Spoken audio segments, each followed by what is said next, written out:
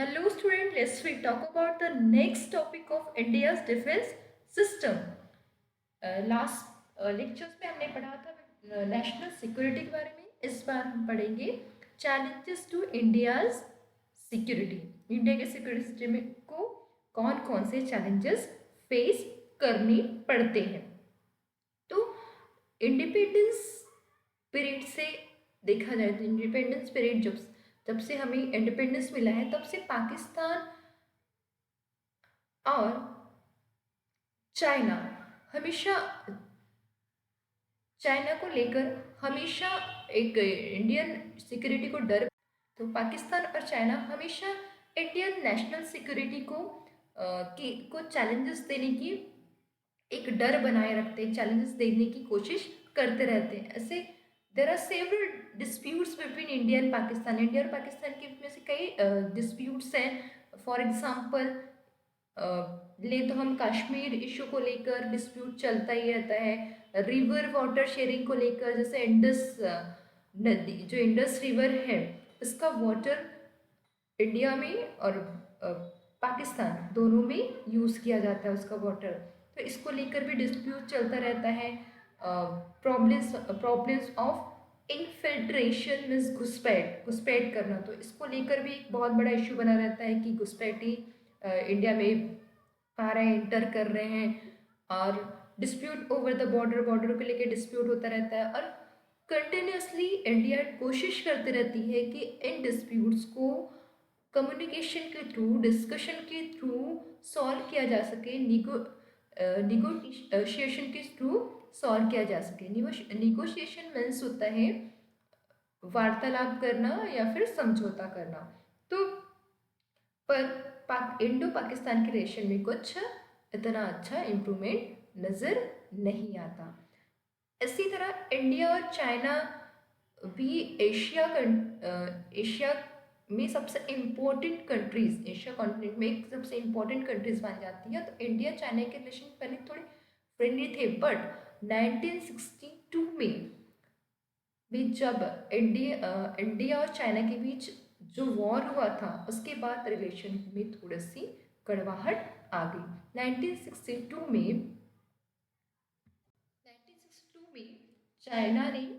चीन ने भारत पर हमला बोल दिया था. और उस युद्ध के दौरान जो चीन की सेना थी वो भारत पर थोड़ी भारी पड़ गई थी. और एट द रिजल्ट चीन ने अभी अक्साई चीन के नाम से वो एरिया, वो रीजन जाना जाता है, उस पर अपना कब्जा कर लिया था. हिस्ट्री में इस अक्साई चीन में रेशम मार्ग, अक्साई चीन रेशम मार्ग को जोड़ने का जरिया था. पहले जो ट्रेडिंग होती थी वहाँ से चाइना से लेकर उसको सिल्क रोड, रेशम मार्ग भी कहा जाता था. तो इस अक्साई चीन नाम के एरिया पे चीन ने उस टाइम पे कब्जा कर लिया और उसे से वो वॉर समाप्त हो गया, समाप्त घोषित कर दिया.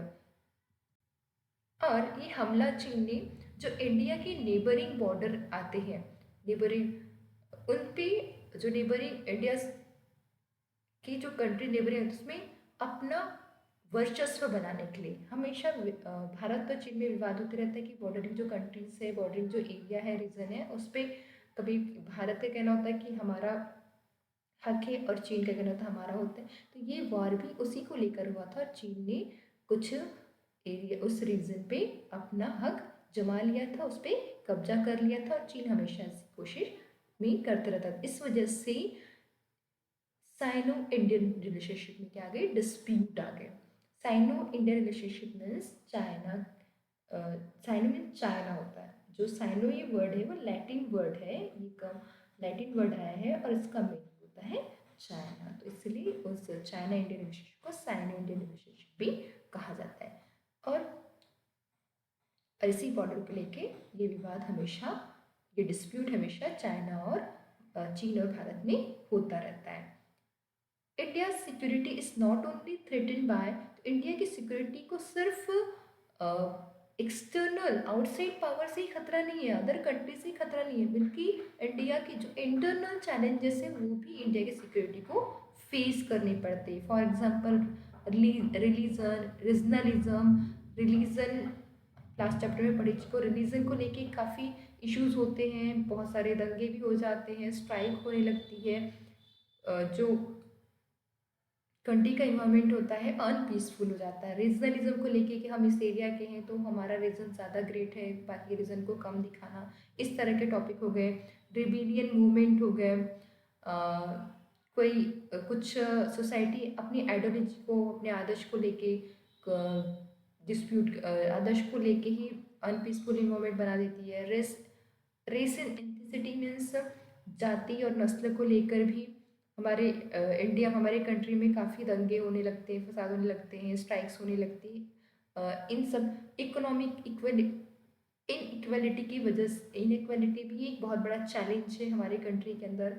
फॉर एग्जांपल नक्सलिज्म मूवमेंट हो गया, ये सारे इंडिया के इंटरनल सिक्योरिटी को, इंटरनल चैलेंजेस है जो इंडिया की इंटरनल सिक्योरिटी को फेस करने पड़ते हैं। और सबसे बड़ा चैलेंज है वो टेररिज्म। टेररिज्म सिर्फ ये हमारे इंडिया के इंटरनल सिक्योरिटी को ही नहीं बिगाड़ता, बल्कि ये ग्लोबल प्रॉब्लम बन चुका है और इंडिया हमेशा एफर्ट लगा रही है कि टेररिज्म को ख़त्म कर सके, टेररिज्म को एंड कर सके। नेक्स्ट टॉपिक है स्टूडेंट ह्यूमन सिक्योरिटी। तो ह्यूमन सिक्योरिटी मीन्स, तो ह्यूमन सिक्योरिटी तो जो किसी भी कंट्री की, किसी भी डेवलपिंग कंट्री की और डेवलप्ड कंट्री की जो असीट होता है, ह्यूमन असीट, सबसे बड़ा जो असीट होता है, जो सबसे बड़ी संपत्ति होती है, जो वहाँ उस कंट्री के रहने वाले पीपल होती है। तो अगर पीपल ही उस कंट्री के सुरक्षित नहीं महसूस करेंगे अपने आप को, पीपल ही अगर खुश नहीं रहेंगे, वही सेफ नहीं रहेंगे, तो उस कंट्री का डेवलपमेंट उतना अच्छा नहीं हो पाएगा। कंट्री का डेवलपमेंट ही पूरा डिपेंड करता है वहाँ की ह्यूमन बीइंग पे, ह्यूमन बीइंग के कल्चर पे, ह्यूमन बीइंग के रहन सहन पे। तो एक, क्योंकि अगर कंट्री को security the, national security is not just security of, national security मतलब एक कंट्री की सिक्योरिटी नहीं है, जैसे कि किसी हम सिक्योरिटी किसी फॉरेस्ट की सिक्योरिटी, किसी रिवर की सिक्योरिटी नहीं हो रही है। अगर टेररिज्म अटैक होता है तो डायरेक्टली किस पे अटैक होता है, वो पीपल पे होता है, जो उस कंट्री में रह रहे पीपल हैं उन पे अटैक होता है, उससे कंट्री को फर्क पड़ता है। तो उसकी सिक्योरिटी मतलब वहाँ रहने वाले, उस कंट्री में रहने वाले, अल्टीमेटली उस कंट्री में रहने वाले पीपल्स की सिक्योरिटी हो गई। तो ह्यूमन सिक्योरिटी, तो government should be think human centric, government को ह्यूमन की सिक्योरिटी के हिसाब से सोचना है, सोचना चाहिए। जैसे it is expected that human being should be protected from all sort of dangers. तो ह्यूमन बीइंग को इन सभी डेंजर्स, जो भी प्रॉब्लम्स हैं, उनसे सिक्योर करना, जैसे कि उन्हें एजुकेशन अपॉर्चुनिटी प्रोवाइड करना, उन्हें हेल्थ, उनकी हेल्थ सिक्योर करना, उनमें डेवलपमेंट लाना, उनमें इकोनॉमिक डेवलपमेंट करवाना, ये सब कंसेप्ट किस में आएंगे, ह्यूमन सिक्योरिटी में। The concept of human security also include the idea that conduct, तो ह्यूमन सिक्योरिटी में भी आएगी जो उस कंट्री में रह रहे ह्यूमन बींग्स है, हर human, everybody to live respectable life, हर ह्यूमन बींग को एक रिस्पेक्टेबल लाइफ मिलनी चाहिए। उसके साथ किसी रिलीजन को लेके, किसी रीजन को लेके, वो पोवर्टी को लेके, या फिर उसके कास्टिज्म को लेके उसके साथ इररिस्पेक्टिव बिहेवियर नहीं होना चाहिए। उसको एक रिस्पेक्ट, उसको लगना चाहिए कि मैं इस कंट्री में सेफ हूँ, रिस्पेक्टिवली रह पा रहा हूँ, मैं सेल्फ डिपेंडेंटली इस कंट्री में खुश हूँ। और इसके लिए गवर्नमेंट को ज़रूरी है कि जो इलिटरेसी है उसे हटाए, पूरे complete people, most of the peoples literate होना चाहिए, कम इस कंट्री के, जिससे पोवर्टी कम हो सके, पोवर्टी को कम करें। सुपरस्टिशन जैसे जो कुछ लोग हैं अभी भी उनमें सुपरस्टिशन है, सुपर जैसे एनिमल, जो इनोसेंट एनिमल होते हैं उनकी बलि चढ़ाने से उनमें इम्प्रूवमेंट आएगा, उनके काम हो जाएंगे। दिस लाइक ऑफ दिस, जो सुपरस्टिशन है, सुपरस्टिशन हटनी चाहिए लोगों में। अगर लोग लिटरेट होंगे, लोग एजुकेट होंगे, तो ये सारे सुपरस्टिशन हट सकते हैं, बैकवर्डनेस है वो ख़त्म होना चाहिए। साथ ही साथ ह्यूमन सिक्योरिटी को और सिक्योर करने के लिए ज़रूरी है कि उनके राइट्स को प्रोटेक्ट करें। जो माइनॉरिटीज़ हैं, वीकर सेक्शन है, जैसे जो जो ज़्यादा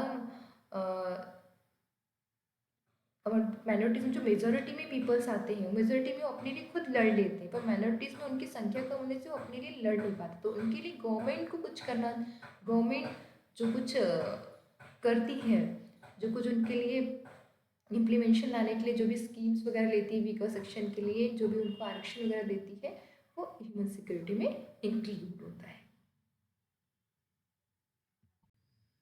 तो ह्यूमन सिक्योरिटी की तरह जैसे नेशनल सिक्योरिटी को हमारी काफ़ी चैलेंजेस फेस करने पड़ते हैं, वैसे ह्यूमन सिक्योरिटी को भी चैलेंजेस फेस करने पड़ते हैं। तो बिगेस्ट जो चैलेंज है वो है टेररिज्म।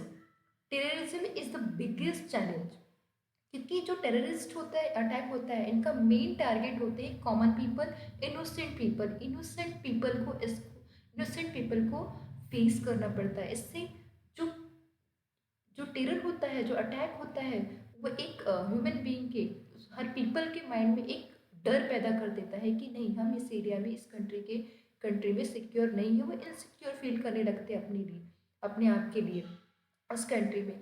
तो ये एक चैलेंज फेस करना पड़ता है ह्यूमन सिक्योरिटी को कि ह्यूमन बीइंग को ये नहीं फील होना चाहिए कि वो इनसिक्योर है।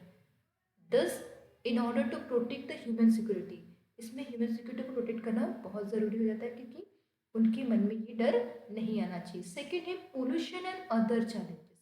तो जो सेकेंड है पोल्यूशन और अदर चैलेंजेस, पोल्यूशन, इन्वायरमेंट में जो पोल्यूशन बढ़ते जा रहा है, उससे ह्यूमन लाइफ क्या हो रही है, और भी ज़्यादा डर में, खतरे में आती जा रही है।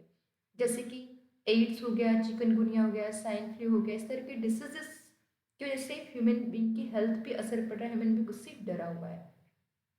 साथ ही साथ जैसे अभी तो आप करंट में देख ही रहे हैं, कोविड-19 इन्वायरमेंटल, इस वायरस की वजह से जिस तरह पीपल्स में एक इंटरकनेक्शन ख़त्म होने लगा है, एक डर सा, एक सर्टेन एक डर बनने लगा है, ये सब तरीके।